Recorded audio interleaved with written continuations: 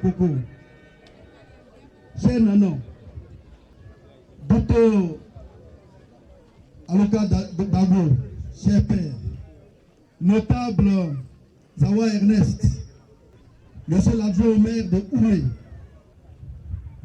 grand leader du PDCI RDA, monsieur l'adjoint au maire de Lakota, délégué départemental du PDCI RDA, messieurs, dames, les secrétaires de section, toutes, en vos rangs, grades et qualités, honorable Michel Danon, député de Zikiso et leader du PDCI RDA, coordonnateur des activités du vice-président Paul Arnaud Zengui, monsieur le coordonnateur de la jeunesse du PDCI RDA, de diverses sous-préfectures,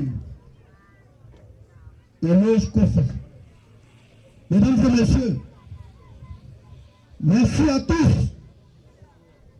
Ce meeting est un meeting exemplaire et je suis heureux d'être parmi vous. Je suis heureux de l'accueil qui m'a été réservé. Chers parents, je voudrais saluer les partis politiques de Côte d'Ivoire. Mais avant les partis politiques, saluer les autorités de ma région, les autorités de Divo et de la région du Lodjibois, mais aussi les autorités du GON.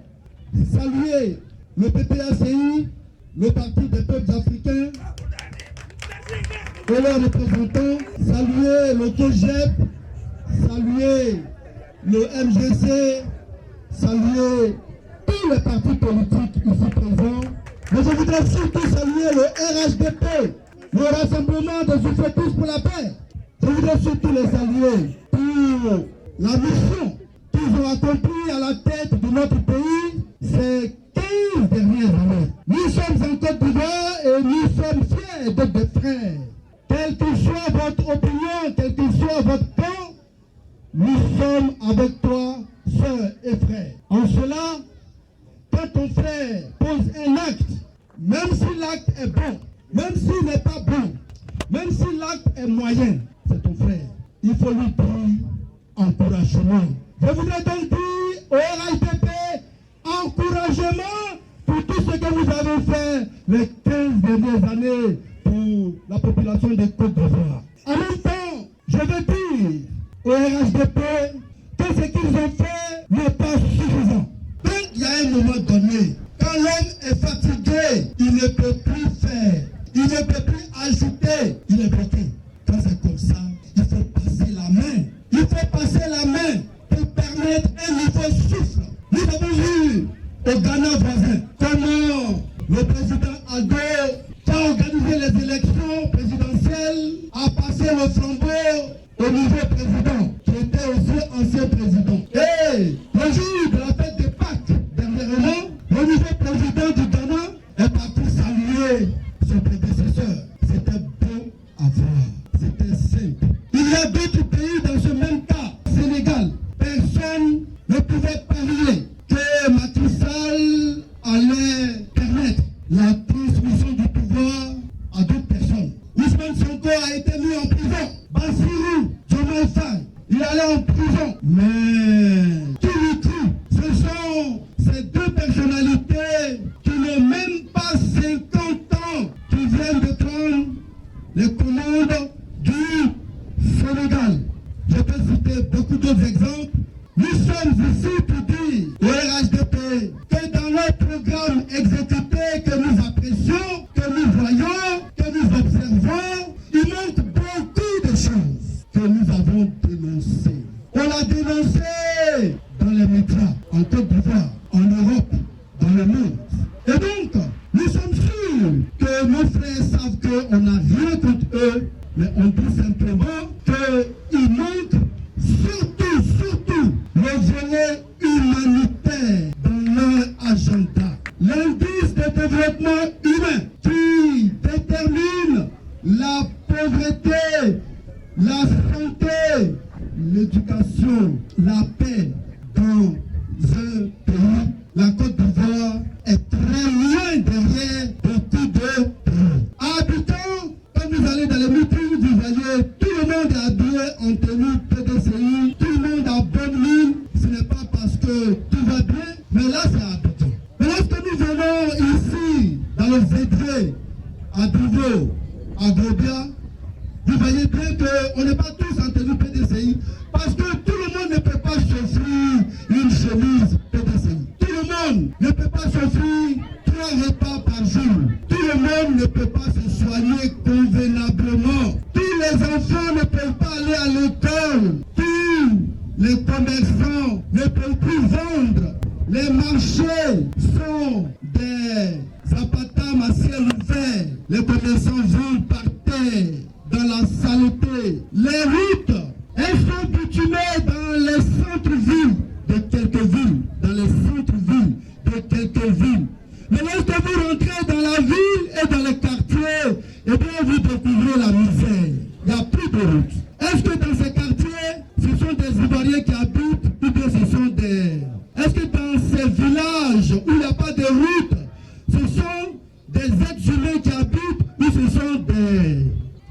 Eh bien, dans ces villages sans route, dans ces quartiers sans eau potable, dans ces cantons sans hôpital, sans centre de santé, dans ces villages, tribus, sans école pour les enfants, dans ces gros villages, sans marché pour nos mamans, est-ce que ce sont les Ivoiriens dont parle le bilan du RHDP ou pas? Ne soyez pas timides, répondez-moi.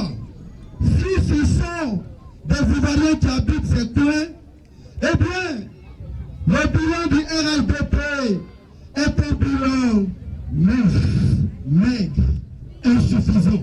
Mesdames et messieurs, le PDCI, parce que je suis habillé en PDCI et que je suis PDCI. Le PDCI est le Parti démocratique de Côte d'Ivoire qui, très tôt, a choisi le libéralisme comme moyen d'accession au pouvoir, la paix et la liberté économique. Malheureusement, le PDCI a connu la mort de Félix Houphouët-Boigny, son premier président.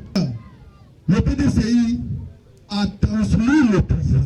Le PDCI a transmis le pouvoir dans des conditions difficiles que vous connaissez. Un coup d'État militaire. Je voudrais saluer ceux qui étaient devant ce coup d'État, mais aussi ceux qui étaient derrière ce coup d'État. Oui, le président Henri Konan Bédié s'est retrouvé en exil avec toute sa famille. Mais il a choisi finalement de s'asseoir à Daoukro et de soutenir son jeune frère, le docteur Alassane Ouattara, pour accéder au pouvoir en 2015. Il a accédé au pouvoir en 2015, il est resté à Daoukro. Il n'a pas pris des fusils pour menacer quelqu'un. De Daoukro, il s'est réconcilié avec son frère Gbagbo qui était enfermé à La Haye, aux Pays-Bas. Gbagbo s'est réconcilié avec Bédié. Bédié a appelé Soro Guillaume. Il dit: mon fils, quel que soit le péché que tu as commis, au nom de nos ancêtres, nous te pardonnons. Viens. Le président Bédié est resté à Daoukro. Et de là, il a gouverné le PDCI RDA. Il a laissé la Côte d'Ivoire à ceux qui la gouvernaient pour qu'ils soient tranquilles. Il s'est endormi dans la paix de Dieu. Et avant de partir, il a encore scellé la paix avec Laurent Gbagbo, revenu de La Haye. La paix pour laquelle Houphouët-Boigny avait choisi Bédié pour être président de l'Assemblée nationale. Bédié a protégé cette paix. Gbagbo, Soro, Bédié, Blé Goudé, Alassane, tous parlaient désormais d'une même voix. On a vu le président Alassane dans des photos avec le président Bédié, mon aîné, mon jeune frère. On approche 2025. On approche 2025. Et Bédié s'endort. Il n'est pas mort. Il s'est endormi. Donc il veille. Militant PDCI, je vous le dis, Bédié n'est pas mort. Il veille. Démocratiquement, quand le chef est mort, qu'est-ce qu'il faut faire?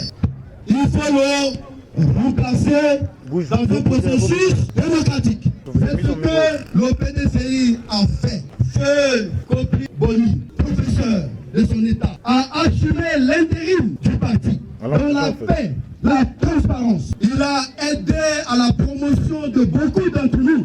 Si on a accepté la transition du professeur Kopi Boni, alors il fallait voir qui vient après Kopi Boni. Cheikh Tidiane Thiam, un Ivoirien quelconque, venu de son village natal de Yamoussoukro, il a fait le lycée classique. Après le lycée classique, il s'est envolé pour la France. De là, il a étudié. Il a réussi son parcours scolaire et universitaire. De là, il s'est engagé dans les fonctions technocrates à l'étranger, en Angleterre, en Suisse, aux États-Unis. Après, il revient en Côte d'Ivoire, où il devient ministre du plan et du développement. Après le coup d'État, il repart en France, en Angleterre, en Suisse, où tout autour, il occupe les fonctions que vous connaissez. Voilà ce Ivoirien qui a le droit d'avoir et le mérite d'avoir été un modèle d'enfant, un modèle d'études, un modèle d'élève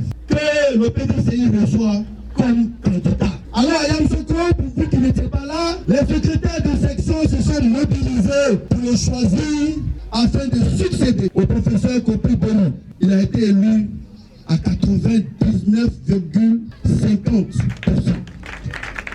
Un exploit. Il n'a pas forcé la main à quelqu'un. Il n'a pas dit donnez-moi l'héritage de quelqu'un. Parce que ce n'est pas avec l'héritage qu'il a passé son CP, son brevet, son bac. Non, ce n'est pas l'héritage qui a écrit pour lui. Il n'a pas dit donnez-moi la place de quelqu'un. Il a mis en avant ses mérites personnels, humains et sa générosité. Tidiane Thiam, il se trouve qu'il a un lien avec Félix Houphouët-Boigny. Mais ça, c'est le hasard de la nature. Ça, c'est le hasard de la nature. Je lui pose la question. Félix Houphouët-Boigny a eu Guillaume, il a eu Marie et beaucoup d'autres. Olivier, il avait beaucoup d'enfants et de neveux. Pourquoi c'est celui-là qui devient donc son successeur? La question est mal posée. Tidiane Thiam n'est pas venu pour revendiquer l'héritage de quelqu'un. Je veux le dire à tous mes parents, Bété, Dita, Kourou, jusqu'aux confins de l'ouest de notre pays. La vie de Thiam se trouve être une belle coïncidence parce qu'il est effectivement, par la nature, le petit-neveu du premier président de la Côte d'Ivoire, fondateur du PDCI, RDA. Donc on ne peut pas lui reprocher ça.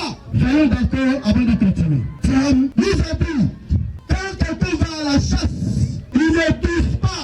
Les gens prennent des touches fortement et je vais vous en donner des nouvelles plus tard. Et puis aujourd'hui, vous voyez tous qu'il y a une décision qui veut le radier de la liste électorale. Mais pourquoi Bertin Zéhiri, Paul Arnaud, Guédié, EPP Guédié, Duvaux, Abidjan, Paris, Luther, vice-président du PDCI-RDA, et puis tout à coup, pouf, je ne suis plus ivoirien. Question. Que s'est-il passé? Article 48 de la loi sur la nationalité. Il a pris une nationalité étrangère. Donc, il a la double nationalité. Voilà le reproche.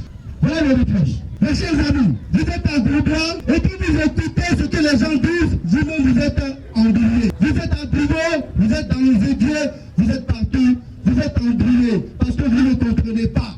Je vous pose une seule question. Quand quelqu'un veut se marier, dans la loi du mariage, il y a la nationalité du mari ou de la femme. Donc, vous vous mariez, ça veut dire que systématiquement, vous devenez propriétaire de la nationalité de votre mari ou de votre femme. Ça est dans le paquet. On est d'accord? Est-ce que vous êtes allé vous marier parce que vous aimez la nationalité de la personne? Non. C'est d'abord la personne que vous aimez. Et donc la nationalité, c'est automatique. Vous êtes français, votre enfant naît, automatiquement, votre enfant devient français. La loi dit, il faut que ce soit une acquisition volontaire.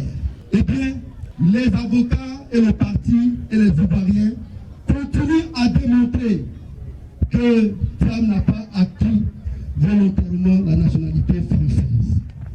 Mais je suis là pour vous dire, moi qui suis juriste, d'un certain niveau, par la grâce de Dieu, avec toute modestie, ce débat est un débat inutile, grotesque, déplacé, handicapé.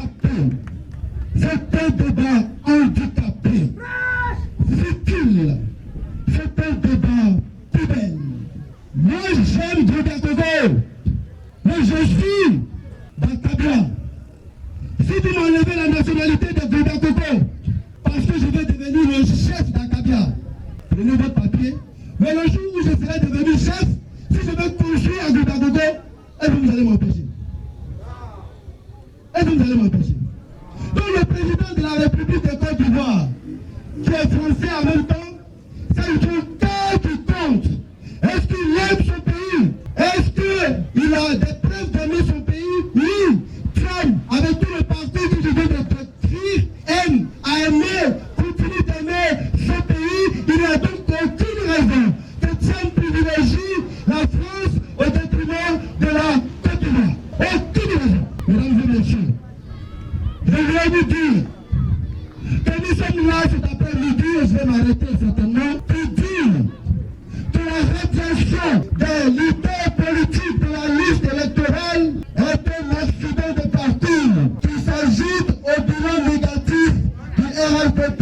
S'il vous plaît, mes frères du RHDP qui êtes là cet après-midi, s'il vous plaît, chef, dites à nos frères, il n'y a aucune honte à être juste. Donnons la chance à chacun d'aimer la Côte d'Ivoire. Donnons la chance à chacun d'exprimer son amour pour notre pays. PPSI, je vais sur la liste électorale. COGEP, je vais sur la liste électorale. GPS, je vais sur la liste électorale. Voilà tout ce que nous demandons et c'est tout ce que les leaders de cet après-midi ont demandé. Je voulais saluer chaleureusement Eloge Kofi. Eloge Kofi et la jeunesse du Djibo sous-préfecture. Mes chers amis, mes chers combattants, le parti vous remercie. Depuis toujours, je me bats avec les anciens pour dire que notre jeunesse doit se lever. Depuis, tantôt comment Bertin, et un peu avant lui, la monnaie a tout envoyé à la merci. La jeunesse de notre parti a besoin d'un souffle. Il a besoin d'un souffle, pas un souffle nouveau. Parce qu'il y a déjà des jeunes qui se battent. Voici Valentin, Henri Joël, Innocent là-haut. Ils se battent. Ils sont de l'autre aussi, je veux les saluer à votre nom. Mais il faut les aider. Il faut accentuer le rôle de la jeunesse dans le parti. Voilà mon combat depuis toujours. Quand je suis en réunion avec les vice-présidents, avec les leaders du parti, je prends toujours la parole pour défendre la cause de la jeunesse du PDCI RDA.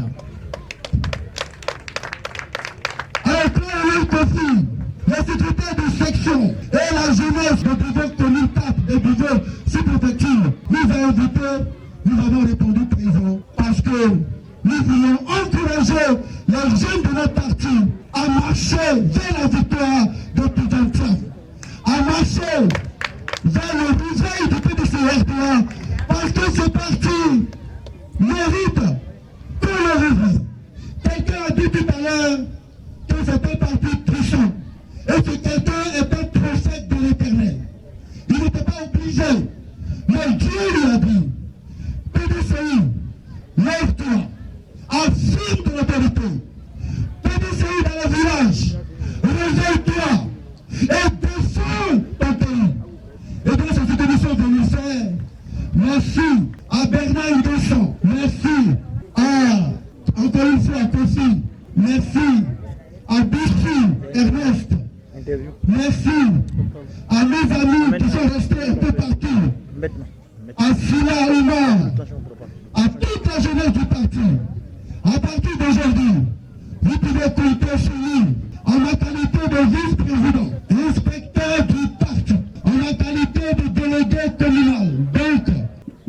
est résident du PDCI à Dijon, en ma qualité de membre du bureau politique. Vous voyez que Dieu a permis que je sois à un niveau très élevé de notre parti.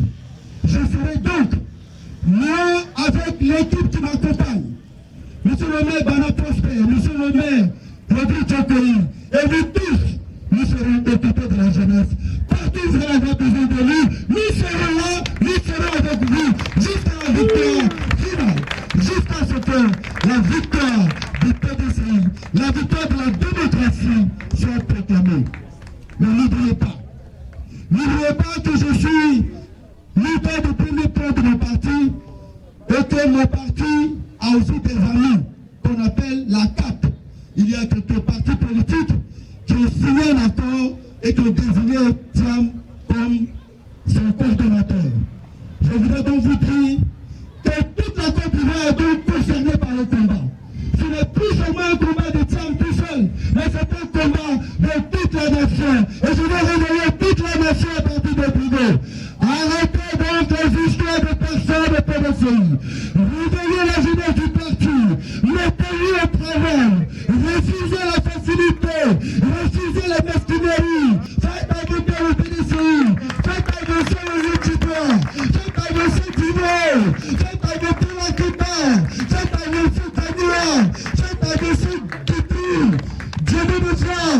Faites avancer l'idée. Voilà ce qui compte. On s'en fout de vos états d'âme. Nous n'avons pas besoin de vos souffrances personnelles. On n'a pas besoin de vos amis personnels. Nous voulons juste vous demander de faire avancer la cause du pauvre Tidjane Thiam qui est aujourd'hui en exil. Pour que demain, la Côte d'Ivoire retrouve la paix, la sérénité et la gloire. Je voudrais aussi